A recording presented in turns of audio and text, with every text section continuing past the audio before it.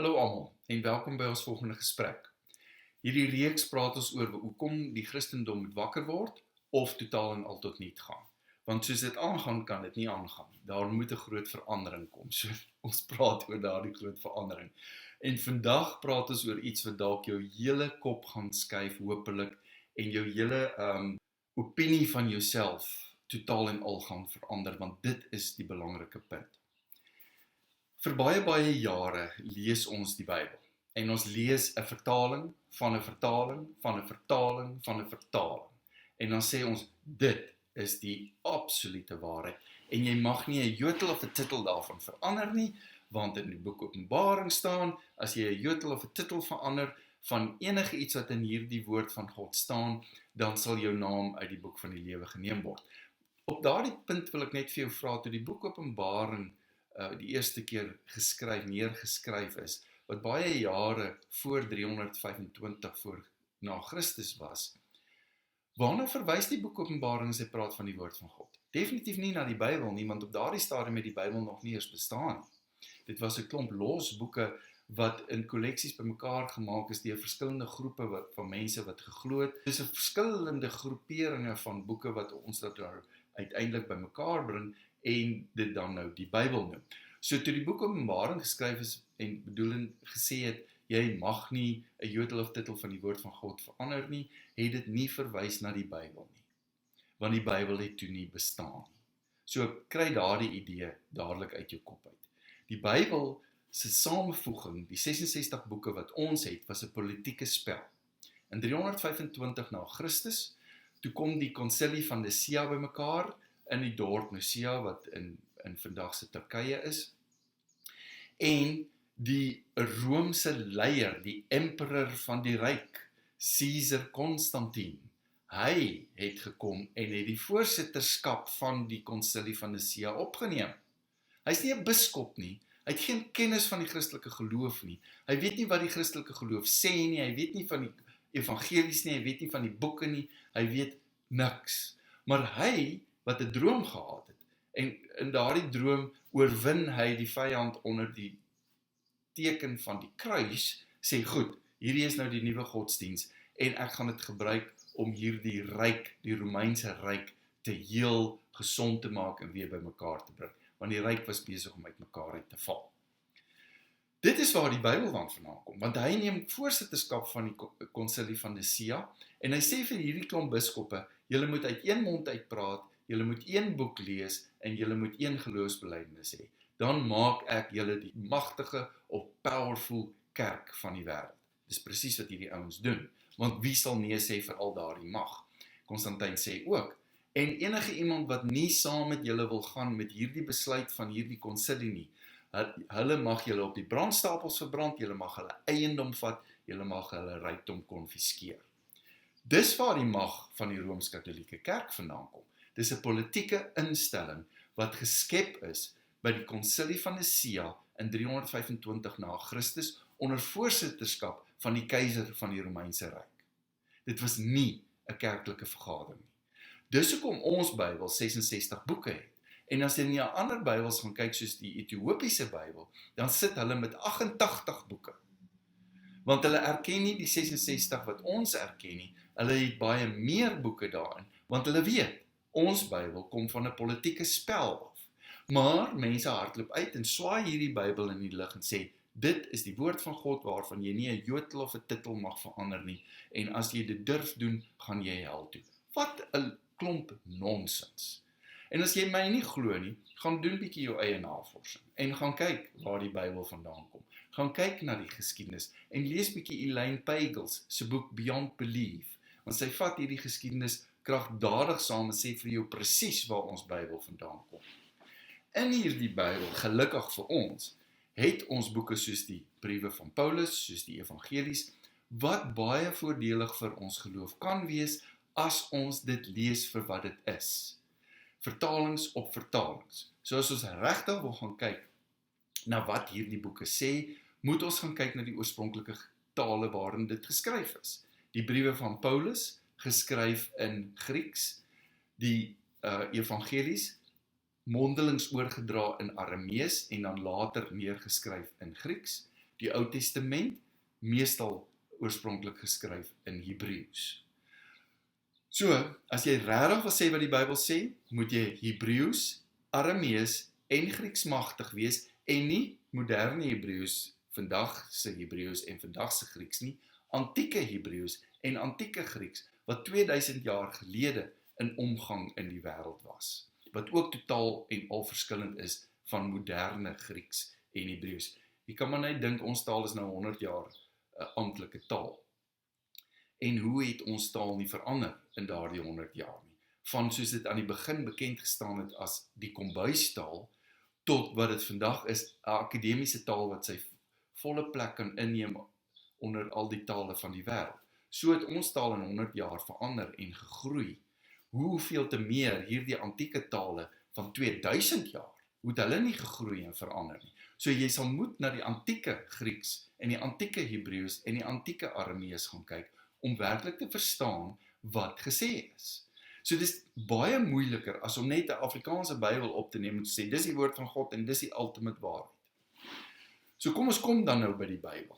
In die boek van Filippense, hoofstuk 2 vers 5, sê Paulus iets baie interessant, en dit is egter nie iets wat Paulus sê nie. As jy gaan kyk na dit en na die navorsing gaan doen waar dit vandaan kom, is dit 'n ou Christelike, of in daardie stadium het hulle nie bekend gestaan as die Christene nie, hulle het bekend gestaan as the people of the way, die mense van die weg.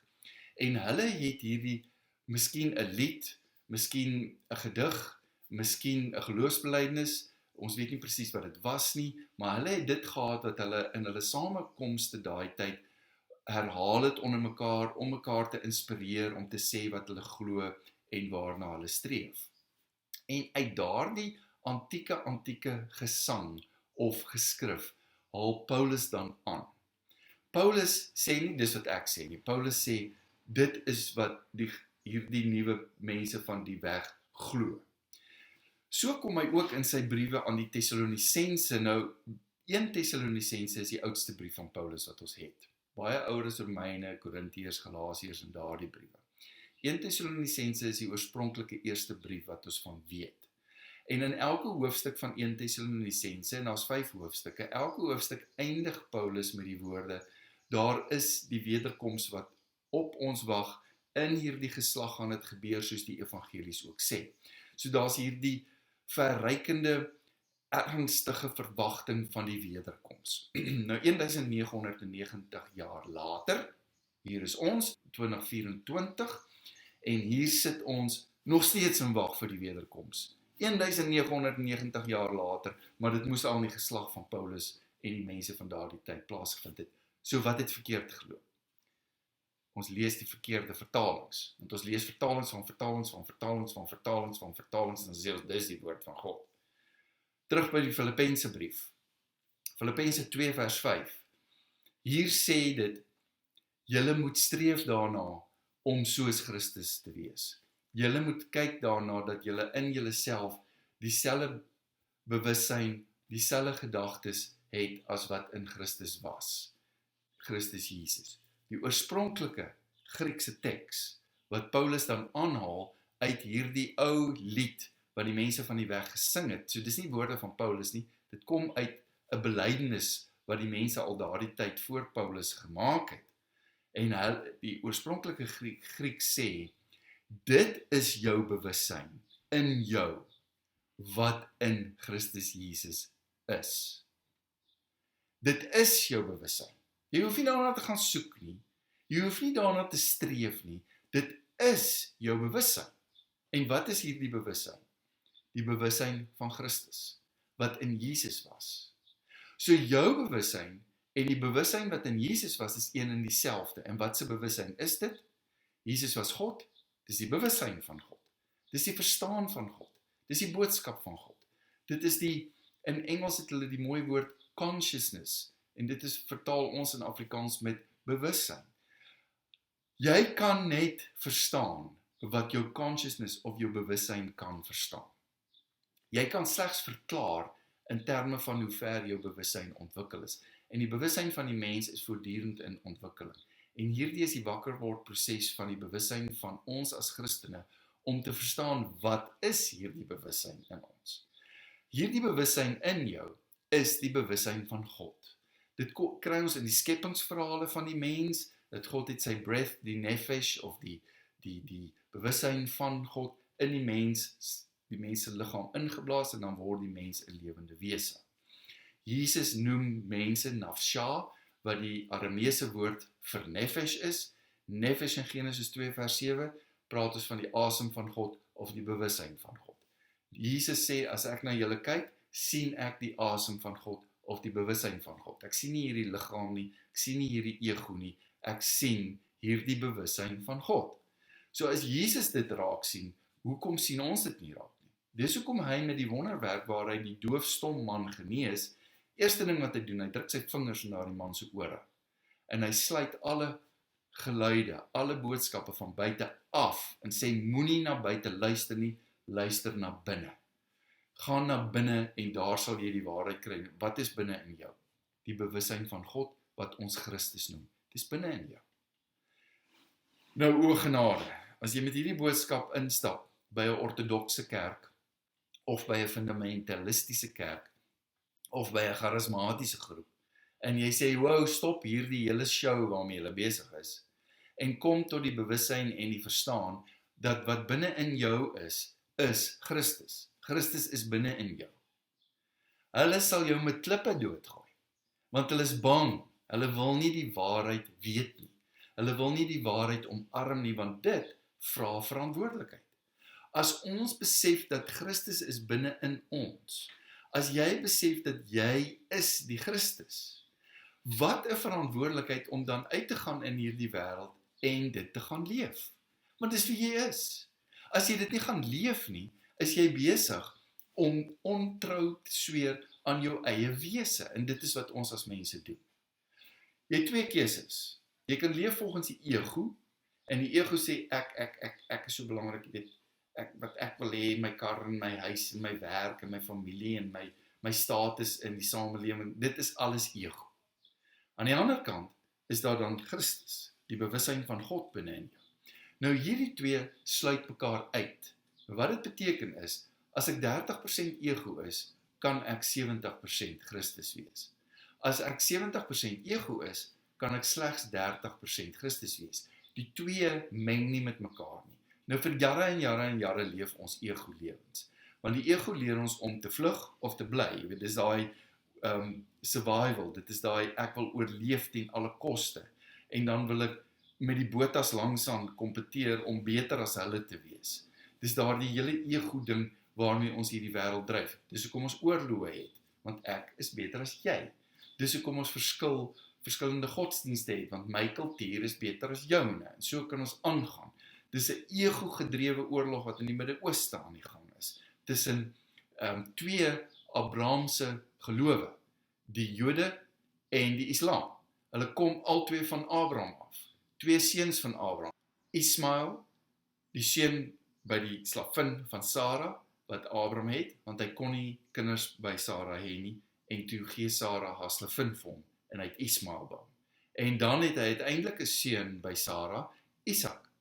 En daardie twee word die aardsvaders van twee ryke of twee stamme, kan jy maar sê. Die Islamiete en die Jode. Al twee is broers. Hulle kom van dieselfde vader, Abraham af. Maar hulle veg vandag nog steeds vir dieselfde grondgebied, want al twee glo hulle die reg tot daardie grondgebied. Ego, ego, ego. Hierdie is reg, daardie is verkeerd. Wat is die waarheid? Die waarheid is, ons is almal nefesh. Ons is almal bewussyn van God. Ons is almal dieselfde. As jy my sny, bloei ek rooi. Jy kan enige iemand gaan sny, hy bloei rooi. Bloed is rooi. Ons het almal dieselfde bloed. Ons is almal dieselfde. Daar hoef nie Islam, Christendom, Jodendom te wees, as almal verstaan wat Paulus hier in Filippense 2 vers 5 sê. Binne in jou is die bewussyn van God. Dit is dieselfde bewussyn wat binne in Christus Jesus was. Ons noem dit Christus. Jy is die Christus op hierdie aarde. Jy is 'n manifestasie van God. En as die charismate wil skree, jy kan nie sê jy is God nie, en as die ortodoksie wil sê, jy kan nie sê jy is God nie, en as die fundamentaliste wil sê, jy ketter, jy kan nie sê jy is God nie, beweeg aan, want wat binne in jou is die waarheid, en binne in jou is die bewussyn van God, wat ons Christus noem. Dit is wat binne in jou is, en dit is die waarheid. En in die volgende video's gaan ons verder daarna kyk. Hierdie Sondag wat kom, praat ek dan in ons kerk hier in Hamilton oor hierdie Christus binne in jou, en volgende week sal ek dan die Afrikaanse video daaroor maak. Want dit is van kardinale belang dat ons dit verstaan. Want as ons dit verstaan, stop alle oorloë onmiddellik, want wat binne in my is binne in die Islam, hulle noem dit dalk net anders, is binne in die Hindoeïsme, hulle noem dit dalk net anders, is binne in wat ander gelowe daar ook al is wat binne in 'n ateïs is wat binne in 'n agnostikus is. Jy kan nie wegkom van die essensie van wie en wat jy is nie, en die essensie van wie en wat jy is Christus, bewussyn van God. Ons is almal dieselfde. Ons woon almal op hierdie planeet, en ons moet hierdie planeet koester en deel met mekaar.